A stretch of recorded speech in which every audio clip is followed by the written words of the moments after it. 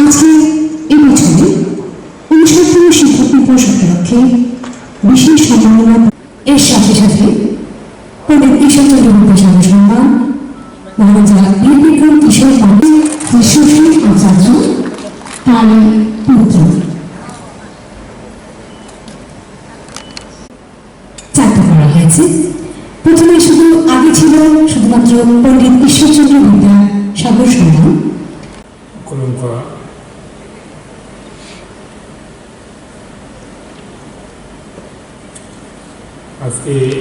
ABC News HD Live augments the truth.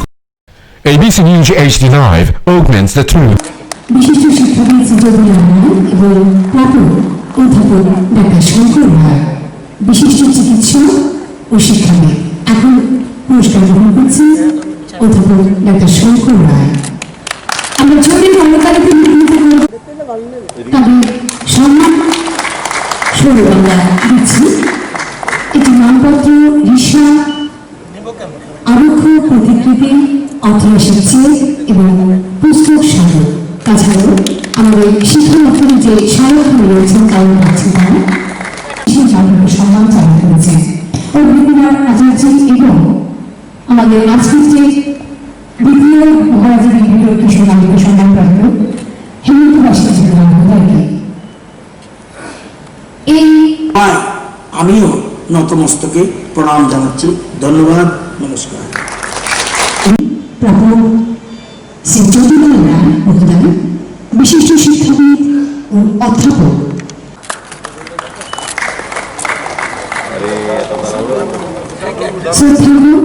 শিক্ষক দিবসে ত্রিপুরা সরকারের পক্ষ থেকে পণ্ডিত ঈশ্বরচন্দ্র বিদ্যাসাগর সম্মানে আপনাকে আভূষণ দেখতে পেয়ে আমরা গর্বিত। পেতে গেলে তাকে দোকানের মালিকানা হতে হবে। যার দোকানে রেন্টে রয়েছে তার কাছ থেকে এনওসি আনতে হবে, সেই দোকানের দলিল দিতে হবে, গ্যারান্টার লাগবে, 2 পেজের ফর্ম ফিল আপ করতে হতো, গিয়ে অফিসে ধাক্কা খেতে হতো। আর আজকে সরকার উল্টো স্টল লাগিয়ে বলছে আসো ট্রেড লাইসেন্স নিয়ে যাও। দোকান কার আছে তার দেখার বিষয় নয়, প্যান কার্ড যদি আছে তোমার কাছে তুমি দোকানের লাইসেন্স নিয়ে যাও। সহজতর পদ্ধতি। ত্রিপুরাতে কোন জায়গায় আপনারা তো শিক্ষা ব্যবস্থায় রয়েছেন, কোনদিন শুনেছেন সরকার ডেকে বলছে ট্রেড লাইসেন্স নিয়ে যাও? কোন পার্টি নয়, কোন ধর্ম নয়, কোন পন্থ নয়, সবার জন্য করে। কোনদিন ত্রিপুরাতে এই ধরনের পলিসি ছিল? 40 বছর পুরনো কারোর কোন সিন মনে পড়ে যে এই সহজতর মাধ্যমে ট্রেড লাইসেন্স দেওয়ার জন্য গ্রামে সরকারের কোন কর্মচারী পৌঁছেছে? পুরনো ব্যবস্থার কোন মন্ত্রী, মুখ্যমন্ত্রী বলতে পারে? নেই। ইন্স্যুরেন্স তৈরি করে দেওয়া। আজকে যখন এই কার্যক্রমে আসছি তো আমার মোবাইলে একটা আন্দোলনের ফল, 40 বছর পরে ট্রেন এসছে এবং আন্দোলনের ফল। এক সংবাদ পত্রিকার বন্ধু সেই আন্দোলন শুরু করেছেন, সেই আন্দোলন নিয়ে গেছেন ওনারা হাইজেক করে, বলছে আন্দোলনের কারণে এই ত্রিপুরা হয়ে এসে গেছে। কিন্তু শুরুয়াত করেছেন একজন সাংবাদিক বন্ধু।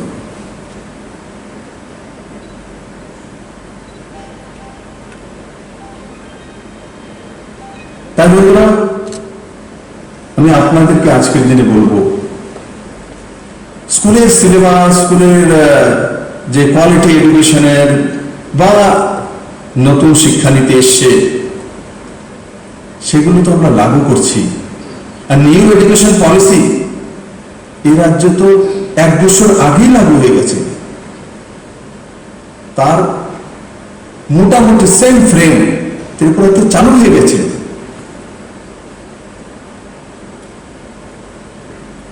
ভোকেশনাল এডুকেশন নিউ এডুকেশন পলিসির মধ্যে রয়েছে। রোজগারের ব্যবস্থা, গ্রাজুয়েশন করব, মাস্টার ডিগ্রি করব, তার সঙ্গে সঙ্গে রোজগারের জন্য ওই সময়েই ক্লাস করা, তাতে স্বনির্ভর মানসিকতা তৈরি হবে। আর না হলে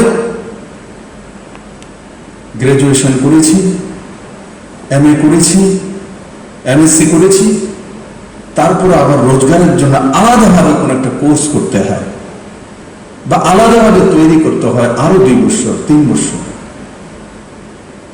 এখন যে নিউ এডুকেশন পলিসির মাধ্যম ব্যবস্থা আসছে, আপনি পড়ার সঙ্গে সঙ্গে সেই সঙ্গেই রোজগার কি হতে পারে তার জন্য আপনার কাছে ব্যবস্থা রয়েছে। আপনার 2 বছর বা 3 বছর শেষ হওয়ার প্রশ্নই নেই। ও তাতে প্রত্যেক ব্যক্তির মধ্যে, প্রত্যেক স্টুডেন্টের মধ্যে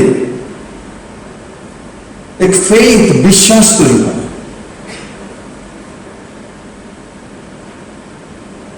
এবার কিভাবে হয় আর পার্সোনালিটি তৈরি কিভাবে হয় সেগুলো আমি শিখে গেছি। এগুলো আগে ছিল না। কিন্তু তারা ভারতবর্ষকে পিছিয়ে রাখতে চায়, গুণগত শিক্ষার মান চায় না, তারা নিউ এডুকেশন পলিসির বিরোধ করে। কেন বিরোধ করে সেটাও বোঝে না, সেটাও জানে না। তার বিকল্প কি ওনাদের কাছে সেটাও নেই। স্মৃতি ইরানি যখন HRD মিনিস্টার ছিলেন, তখন থেকে পুরো দেশ বরণে ঘুরেছেন, এডুকেশন মিনিস্টারের সঙ্গে মিটিং করেছেন, ওয়েবসাইট খুলে দিয়েছেন, প্রত্যেকের সাজেশন এসছে। তারপর গিয়ে সেই নিউ এডুকেশন পলিসি 2020-তে এসছে।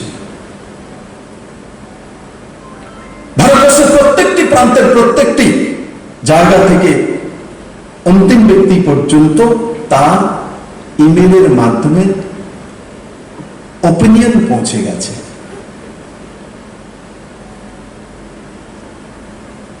এত বড় ওপিনিয়ন আজ পর্যন্ত ভারতবর্ষে এত বড় ওপিনিয়ন নিয়ে কোন পলিসি কোন সরকার তৈরি করেনি।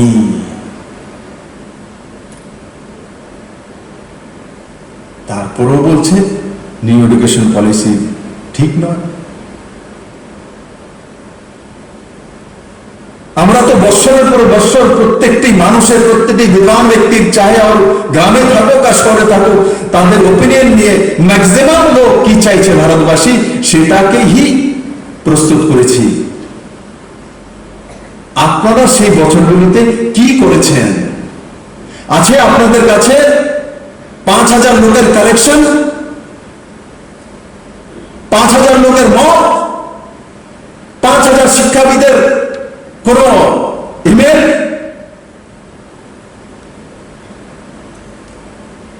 লাখো করোড় মানুষের, বিদ্যার্থী বা প্রফেসর, টিচার, সমাজের সাধারণ মানুষ, তাদের ওপিনিয়ন নিয়ে এই নিউ এডুকেশন পলিসি তৈরি হয়েছে। নিউ এডুকেশন পলিসি বিরোধ করা মানে ভারতবর্ষের মানুষের ওপিনিয়ন বিরোধ করা।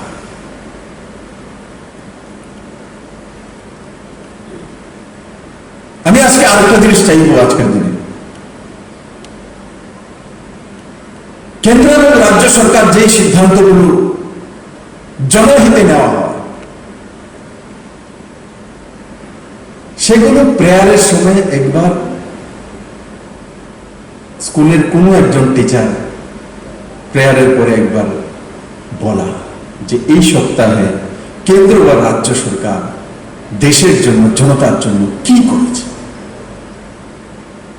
আপনারা সবচেয়ে বড় মাধ্যম। যখন বলবেন প্রেয়ারের পর বা আগে, লাইনে সব দাঁড়িয়ে আছে, যখন বলবেন যে ত্রিপুরা সরকার স্বনির্ভর যোজনার কথা ঘোষণা করেছেন, তাতে কি ত্রিপুরার সমস্ত ছোট দোকানিগুলিকে বা বড় দোকানগুলিকে স্বনির্ভর করার জন্য এক যোজনা তৈরি করেছেন। সেই যোজনাতে লাখো পরিবার ত্রিপুরা আত্মনির্ভর হবে। কিভাবে হবে বলে, তাদের জন্য ট্রেড লাইসেন্স তৈরি করে দেবে রাজ্য সরকার। সরলতম ব্যবস্থা। সরকারের কাজ কি? সরকারের কাজ আটকানো নয়, সেটা ইংরেজের কাজ ছিল। ইংরেজের যে সরকার ছিল, সেই সরকার যে নিয়ম নীতি সেগুলো ছিল মানুষকে সুবিধা থেকে আটকানোর ব্যবস্থা। অফসার শাহী ইংরেজ তৈরি করেছে, যেন সবকিছুর মধ্যে আটকিয়ে ইংরেজের কাছে যেতে হয়। স্বাধীন ভারত 1947 হয়েছে, সেই ব্যবস্থাগুলোকে তখন থেকেই নিরস্ত করা উচিত ছিল, কিন্তু সেই ব্যবস্থাগুলিকে নিরস্ত করা শুরু করেছে মোদী সরকার আসার পর।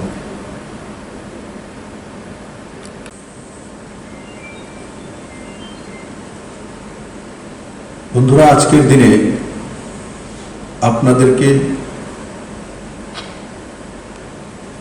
সম্মানিত করার, বরণ করার দিন। এই করোনার সময় আমি প্রত্যেকটি স্কুলে প্রিন্সিপালকে বা হেডমাস্টারকে এবং কলেজগুলিতেও প্রিন্সিপালস বা ইউনিভার্সিটিতে ভিসি এবং প্রফেসরদেরকে একটা পত্রাচার করেছিলাম। এখানে যদি কোনো হেডমাস্টার বা প্রিন্সিপাল থেকে থাকেন, যদি সেই লেটারটা পেয়েছেন, তো তার মধ্যে কেউ আছে কিনা পেয়েছে। তার মধ্যে তাই লেখা ছিল যে আপনার পরিবার ভালো থাকুক, আপনিও ভালো থাকুন, আর তার সঙ্গে সঙ্গে স্কুলে যারাই স্টাফ রয়েছে, গ্রুপ ডি থেকে নিয়ে হেডমাস্টার বা অ্যাডমিনিস্ট্রেটর বা প্রিন্সিপাল পর্যন্ত, আমরা যাতে এই করোনার যে নিয়ম নীতিগুলি, সেগুলো যাতে স্বতঃস্ফূর্তভাবে আমাদের মাধ্যমে সমাজ ব্যবস্থা চলে যায়।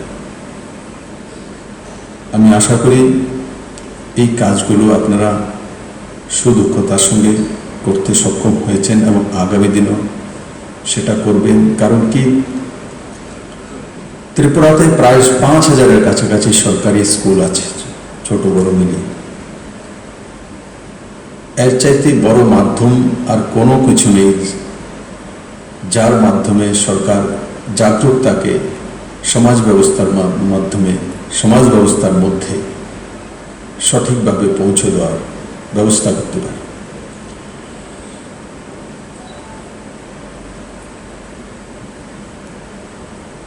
বন্ধুরা,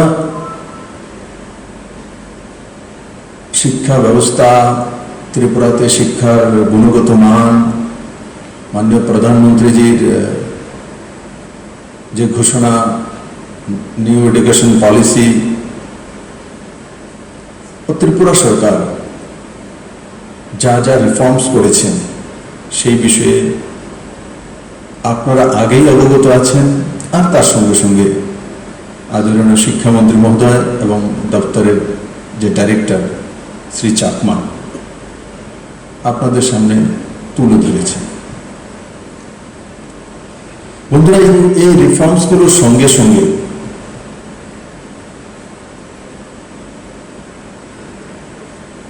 যে পার্সেন্টেজ অফ পাস, সেটাও বেড়েছে। 2017 যেটা মাধ্যমিক পরীক্ষা 67.38% ছিল পাশের হার, ও 12 ছিল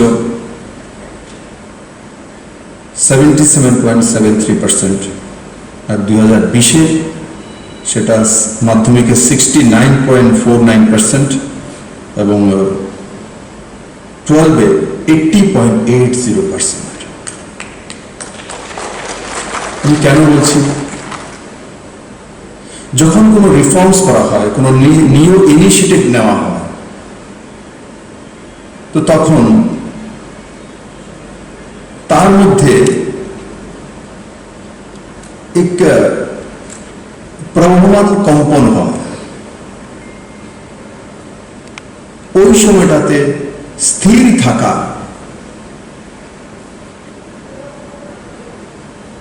সেটা যে অ্যাডমিনিস্ট্রেশন, তার সবচেয়ে বড় পরীক্ষা হয়। একটা নয়, এনসিইআরটি সিলেবাস থেকে নিয়ে নতুন দিশা, আর সঙ্গে সঙ্গে সিবিএসই কুড়িটি স্কুলের পারমিশন, একটা দুটো রিফর্মস নয়, এতগুলো রিফর্মসের মধ্যেও যে আমাদের মূল বিষয়, যে আমাকে রেজাল্ট দিতে হবে, কোয়ালিটি এডুকেশন দিতে হবে, গুণগত মান শিক্ষা দিতে হবে, সেগুলো রিফর্মস লাগাতার করার পরেও পাশের হারকে আরো এগিয়ে নিয়ে যাওয়া। যে রিফর্মসগুলি করা হয়েছে তার রেজাল্ট অনেক সময় দেখা যায় 3 বছর 4 বছর পরে আসে। কিন্তু আজকের দিনে আপনাদেরকে আমি শুভেচ্ছা বার্তা দিতে চাই যে আপনাদের পরিশ্রমের কারণে রিফর্ম জাতীয় শিক্ষক দিবস উদযাপন, এই দিনটি 5 সেপ্টেম্বর আমরা পালন করি। কিন্তু ভারতবর্ষের প্রাক্তন রাষ্ট্রপতি স্বর্গীয় প্রণব মুখার্জির নিধনের কারণে, তখন রাষ্ট্রীয় শোক হওয়ার কারণে আমরা সেই দিনটি ওই দিনে পালন করতে পারিনি, যেটা শিক্ষকদের জন্য সবচাইতে সম্মানের দিন। আজকে শিক্ষা দপ্তরের মাধ্যমে এই দিনটি পালন করার জন্য আমরা একত্রিত হয়েছি। এই কার্যক্রমে মঞ্চে উপস্থিত ত্রিপুরা রাজ্য সরকারের রাজস্ব এবং মৎস্য বিভাগের আদরণীয় মন্ত্রী শ্রী এনসি দেববর্মা মহোদয়, সেগুলোতে একসময় তাকাবে, আর যখন খালি পা রেখে পা রাখবেন, সবচেয়ে প্রথম সবার প্রথম আপনার পায়ে জ্বলবে, ওদের জ্বলবে না। তার জন্য সরকারের যেটা দায়িত্ব রয়েছে, যে যারাই সরকারি এমপ্লয়ি আছেন তাদেরকে দেখভাল করা, তাদেরকে সঠিকভাবে সাহায্য করা, সরকার সময়ে সময়ে সেগুলো করতে থাকবে, কাউর আন্দোলন করার দরকার নেই। আর আপনাদের কাছে যেটা চাইছি, যে আপনারা হচ্ছেন সবচেয়ে বড় গুরু, তো আপনারা স্কুলের মধ্যে প্রেয়ারের পর বা আগে কমসে কম কেন্দ্র এবং রাজ্য সরকারের জনমুখী, কল্যাণমুখী, গরিবের জন্য যে কাজগুলি হচ্ছে সেগুলোকে একটু তুলে ধরা, তো সেগুলো প্রত্যেক পরিবারের কাছে পৌঁছে যাবে। তবেই আমাদের নিজের জীবনের এবং সমাজ ব্যবস্থার সার্থকতা আসবে। আমি আবারও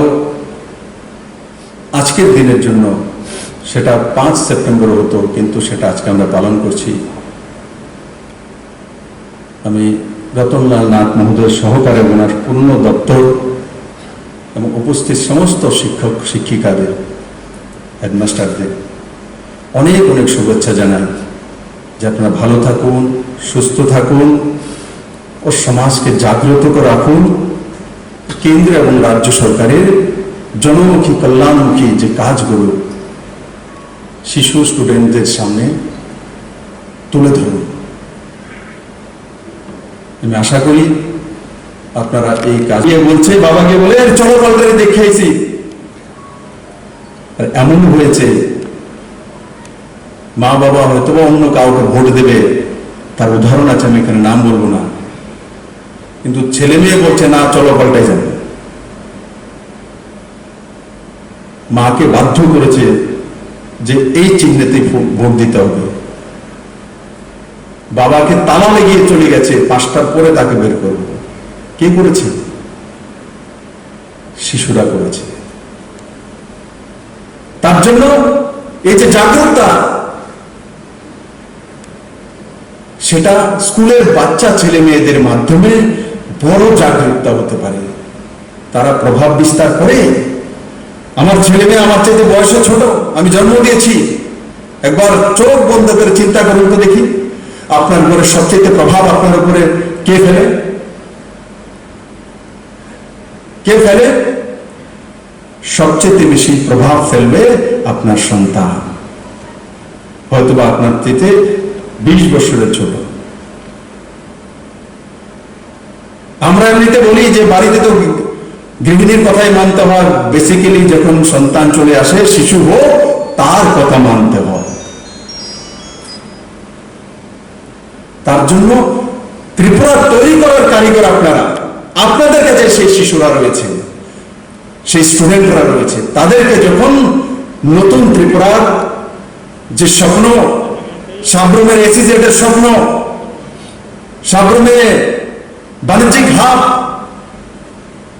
ইন্টারন্যাশনাল হাব, চিটাগাং বন্দর, integrated checkpost, logistic hub, railway yard, এগুলো যখন কোনো টিচার বলবে, তখন ক্লাস 9-এ 10-এ 12-এর যে ছেলে আছে, সে স্বপ্ন দেখবে যে আমি বিএ পাস করে বা MBA করে সেখানে লজিস্টিক হাবে গিয়ে বিজনেস করতে পারবো। সে নিরাশ হবে না, তার মধ্যে এক আশা জাগৃত হবে, যেখানে 4,000 কোটি টাকার ইকোনমি তৈরি হচ্ছে, ইন্টারন্যাশনাল হাব তৈরি হচ্ছে। আর গল্প নয়, প্রমাণিত, তার কাজ চলছে। তখন সেই ছেলে মেয়ের মধ্যে পারদর্শিতা বাড়বে, তার ক্যারিয়ার বাড়বে, তার কোয়ালিটি বাড়বে, তার মধ্যে বিশ্বাস তৈরি হবে যে আমি পাস করে বসে থাকতে হবে না, সেখানে রোজগার করে নেব। তার জন্য কি স্কিল করতে হয়, তার ব্যবস্থা করে নেবে। আজকের দিনে আমি আপনাদেরকে যেটা আমাদের কাছ থেকে দেওয়া, সরকারের কাছ থেকে দেওয়া পলিসি, আর আপনাদের জীবন মান উন্নয়ন করা, আপনাদের পরিবার নিয়ে সুখে আছেন কিনা, ছেলে মেয়েকে পড়াতে পারেন কিনা, আপনার স্যালারি ঠিক কিনা, সেটার বিষয়ে আমি বলেছি। সেটা মোদী সরকারই করবে, নিশ্চিত করবে। আর অন্য কোন সরকারের কাছে তার রাস্তা নেই। রাস্তা একটাই, নরেন্দ্র মোদীর রাস্তা। আর তার মধ্যে শিক্ষকরা সবচেয়ে বড় ভূমিকা পালন করতে পারে।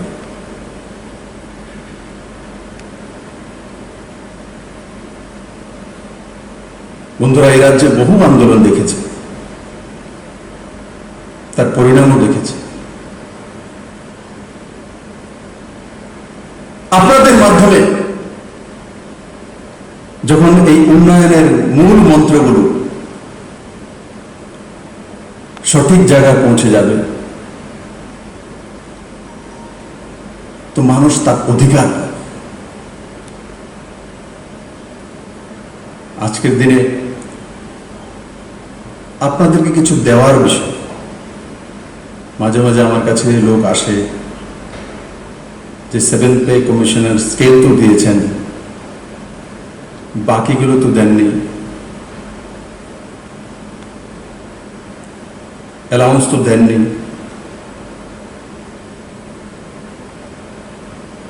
সবারই ইচ্ছে হয় যে সেন্ট্রাল গভর্নমেন্ট যে অ্যালাউন্সেস পাচ্ছে আমিও পাই।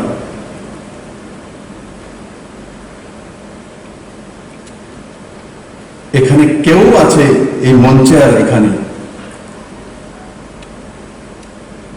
যে সরকারটা এখানে কেন্দ্র এবং রাজ্যে চলছে, এই সরকারটা যদি না থাকে, এই অ্যালাউন্সের জন্য যতই আন্দোলন করে নেন না কেন, এক ব্যক্তি ছাড়া ত্রিপুরা রাজ্যে বলতে পারে আমাকে যে আমরা পেতে পারবো? এক ব্যক্তি গ্যারান্টি দিতে পারে আমি দিয়ে দিতে পারবো? অ্যালাউন্সেস তখনই পাবেন যখন কেন্দ্রে নরেন্দ্র মোদী সরকার রয়েছে। 7 পে কমিশন স্কেলও তখনই দিতে পেরেছি যখন কেন্দ্রে নরেন্দ্র মোদী সরকার রয়েছে। মোদী সরকার তার জন্য কমিটেড ছিলেন, মোদী সরকার হীরার জন্য কমিটেড ছিলেন, তার জন্য দিয়ে দিয়েছে, হীরা প্লাসও দিয়েছে। অন্যরা কমিটেড নন, অন্যরা উস্কানোর জন্য রয়েছে। আমি আপনাদেরকে বলি, যারা উস্কানোর জন্য বলে তাদেরকে বলে দিন যে আপনারা কোথা থেকে দেবেন, তার অঙ্ক কি, কে দেবে, কোন বাজেটে আসবে, একবার বলুন, দেখবেন আর দ্বিতীয়বার আপনাদের চেহারার দিকে তাকাবে না। যদি দেবে তো নরেন্দ্র মোদী দেবে। কিন্তু আমরা দেশের আর্থিক অবস্থাও জানি, রাজ্যও জানি, আমরা শিক্ষিত সমাজ ব্যবস্থার মধ্যে রয়েছি। করোনাতে বড় বড় স্টেটগুলো 30% 40% স্যালারি কাট করেছে। এই সরকার কাউ এই পর্যন্ত কাট করেনি, আগেও করার চান্স নেই।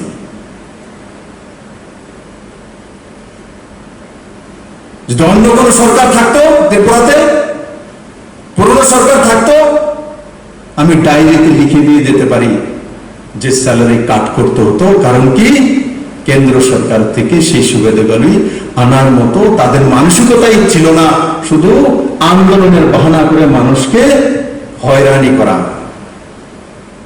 তাতিয়ে তোলা যেটাকে বলে। আজকে আমি বলছি, তাতিয়ে তোলার সময় না এখন। বিশ্বজুড়ে করোনা পরিস্থিতি একটা নাকারাত্মক আবহাওয়া চলছে, পুরো দেশব্যাপী, পুরো দুনিয়াব্যাপী। তারপরে যদি আবার নাকারাত্মক সোচ থাকে,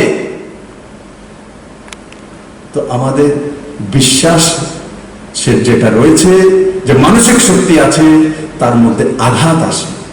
আপনারা সবাই গুরু, আপনারা শিষ্য তৈরি করেন, তার জন্য আপনারা শিষ্যকে তেমন ভাবে তৈরি করুন যে আছে করোনার সঙ্গে মোকাবেলা করবো, সেই নেগেটিভিটিকে ধ্বংস করব, কিন্তু তার জন্য হিম্মতের সঙ্গে মোকাবেলা করে, সোশ্যাল ডিস্টেন্সিং মেনটেন করে, মাস্ক পরে, পর পরিষ্কার থেকে। সামনে দুর্গাপূজা আসছে, সরকার দুর্গাপূজার পারমিশন দিয়েছে, কিন্তু তার কিছু নিয়ম নীতি করে দিয়েছে,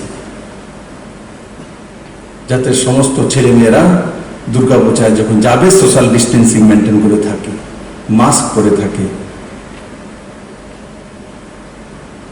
আর যেটা আমি শুরু করেছিলাম রতনদার নাম বলে ভিড়ের মধ্যে নাম বললো টাকা, সেটা আমি 2018-তে যেটা আমি বলছিলাম যে আমার নামটাও যদি কেউ বলে আমারও ভালো লাগে।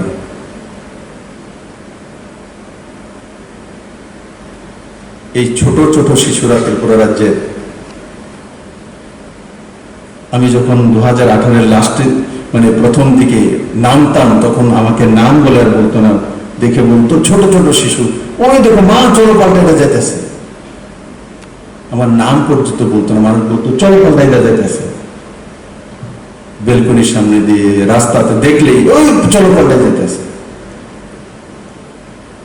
শিশুরা সমাজ পরিবর্তন করে দেয়। এমনিতে মনে হয় আমরা ডিসিশন নিব যে কোনো একজন টিচার দাঁড়িয়ে সেই স্কুলের বাচ্চাদের সামনে প্রেয়ারের সময় সেই বিষয়টা বলে এমন একটা স্কিম এসছে, যাদের যাদের বাবা মা এই ছোট ছোট ব্যবসার মধ্যে রয়েছে তাদের সেটা করা দরকার, তাতে তাদের লাভ হবে।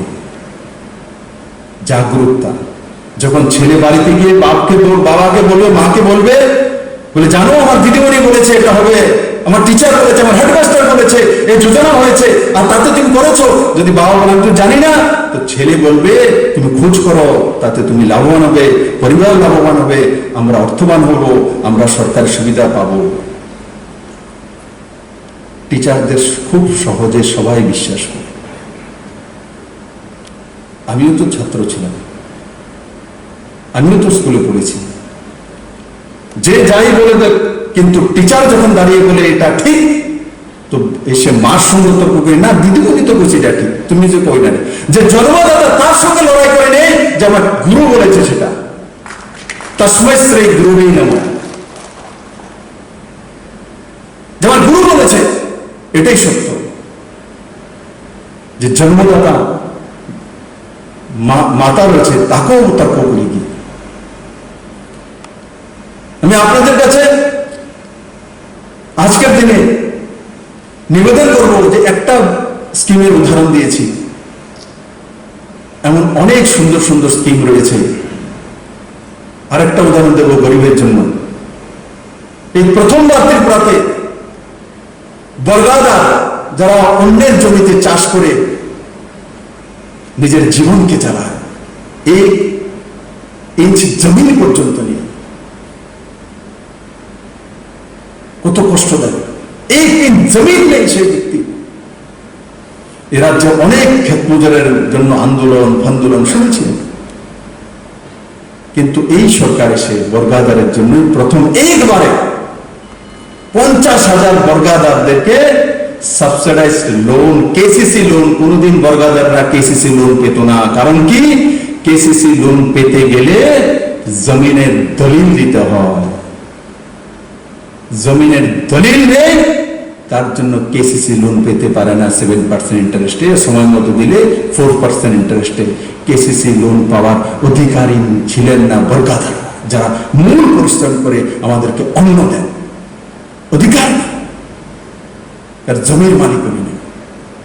আজকে এই সরকার নাবার্ডের মাধ্যমে সেটা করে দিয়েছে, গ্রামীণ ব্যাংকের মাধ্যমে। লাগবে না জমির দলিল, সে যে বর্গা করে সেই কাগজ থাকলেই তাকে 50,000 পরিবারকে একসঙ্গে তার ব্যবস্থা করা হচ্ছে। জানে কি আমার প্রত্যেকটি গ্রামবাসী? জানে কি আমার গরিব বর্গাদার? আগে তো শুধু আন্দোলনই করেছে, শোষণই করেছে, এদেরকে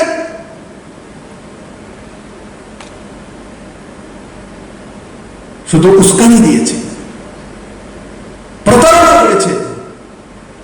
আজকে সরকার কাউকে আন্দোলন করতে হয় না। এই বর্গাদাররা এক ব্যক্তিও কৃষিমন্ত্রীর কাছে বা আমার কাছে কোনো আন্দোলন বা কোনো ডেপুটেশন নিয়ে আসেন। সরকার ডেপুটেশন নিয়ে যাচ্ছে গরিব কৃষকের কাছে। এটা হচ্ছে নরেন্দ্র ভাই মোদী সরকার, সবকা সাথ সবকা বিকাশের সরকার, অন্তিম ব্যক্তির সরকার।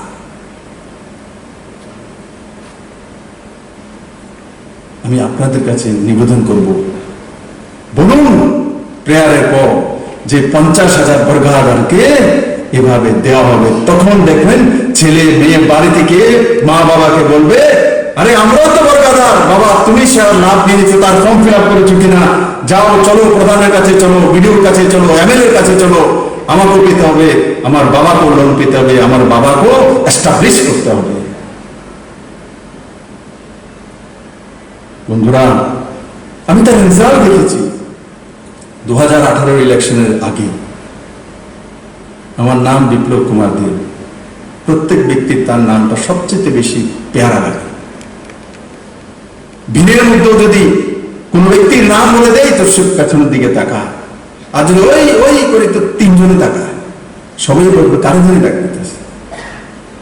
কিন্তু নাম ধরে যখন বলবো আরে রতনদা শুনুন, তো ঠাস করে পেছনে তাকাবে।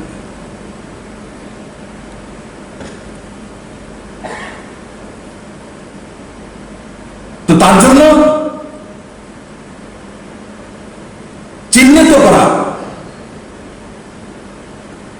চিহ্নিত করে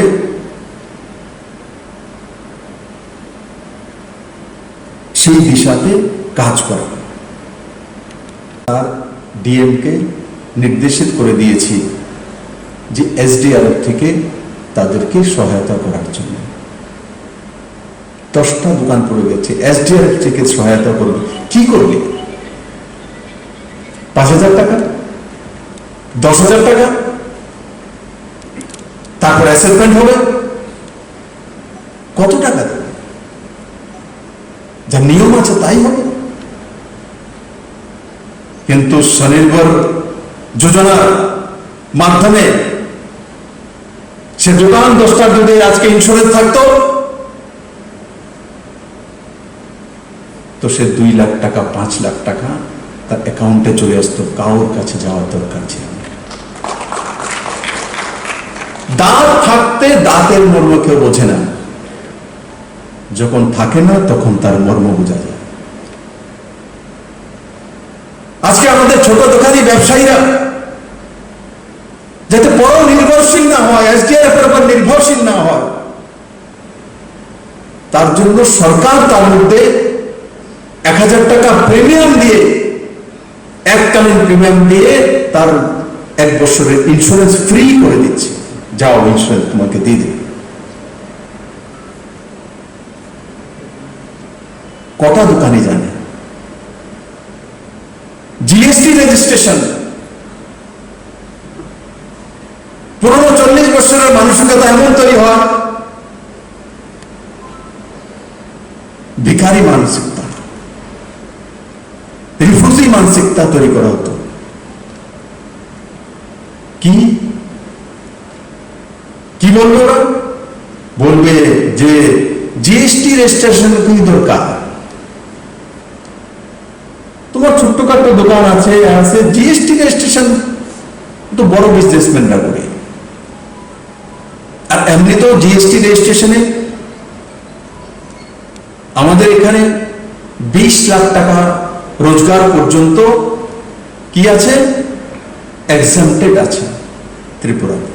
20 লাখ টাকা, তার উপর হলে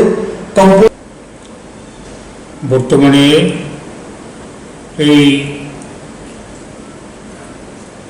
দুর্গোৎসব,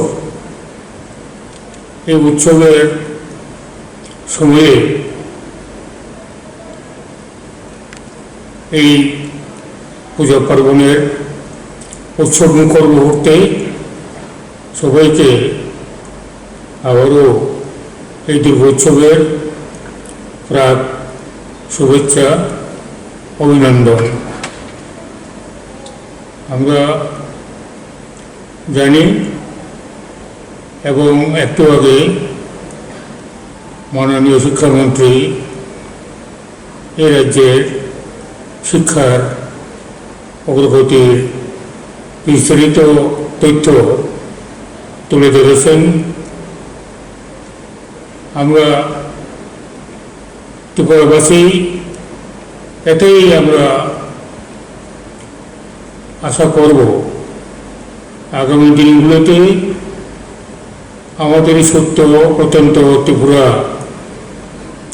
গুণগত শিক্ষা কোয়ালিটি এডুকেশনের প্রতিযোগিতায় আমরা যেন অগ্রণী ভূমিকা নিতে পারি। সেই অতীতের নিরক্ষরতার দিন শেষ, সেই অতীতের প্রত্যর্পণতার দিন শেষ, সেই অতীতের বিভিন্ন রকম যোগাযোগের অপরচনতা, এগুলিও বর্তমানে ত্রিপুরাতে শেষ। আমরা এগিয়ে চলছি। কাজেই এই গুণগত শিক্ষার দিকেও আমরা যেন দেশের অন্যান্য অঙ্গরাজ্যের সাথে প্রতিযোগিতামূলক যে কার্যক্রম, সেখানে যেন আমরা অগ্রণী হয়ে থাকতে পারি। আজকের এই মহান শিক্ষাবিদ, ভারতের প্রাক্তন রাষ্ট্রপতি এবং বিশ্ব বরেণ্য শিক্ষাবিদ, ওনাকে স্মরণ করি ডক্টর সর্বপল্লী রাধাকৃষ্ণনকে স্মরণ করি আজকের এই মহতী অনুষ্ঠান। এই অনুষ্ঠানে সমাবেত করেছে একজন আদর্শ শিক্ষক হিসেবে অনেক